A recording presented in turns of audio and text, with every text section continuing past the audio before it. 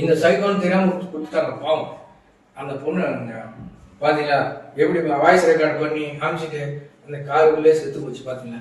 கடைசி நாள் அன்னைக்கு அங்க போயிட்டு கோயிலுக்கு போயிட்டு கரும்பு ஜூஸ் குச்சி இருக்குது, வடை வாங்கி சாப்பிடுறது, இதெல்லாம் நம்ம சாப்பிட போன கடைசின்னு சொல்லிட்டு அது வந்து அவங்க தம்பிக்கு ஃபோன் பண்ணிருக்குது.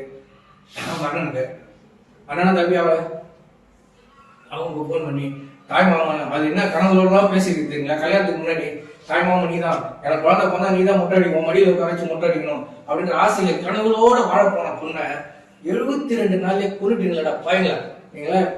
நீங்களாம் எதுல வாழறீங்க, வாழத்துக்கு தெரிஞ்சுல நீங்களும் அதே மாதிரி போய் சேருங்களா. ஆமாண்ணா இதுக்கு மேல என்னடா நீங்க சாதிக்க போறீங்க சொல்லு. நீ கோடி கூட சொத்து வச்சு நீ என்ன பண்ண போற. அந்த ஒரு உன் பொண்ணா நினைச்சு உனக்கு பொங்கலை பிள்ளை இல்லை, ஒரே ஒரு சைக்கிள் தான் இருக்கான். அதை ஒரு பொண்ணா நினைச்சு நீங்க பாத்துருக்கலாமே.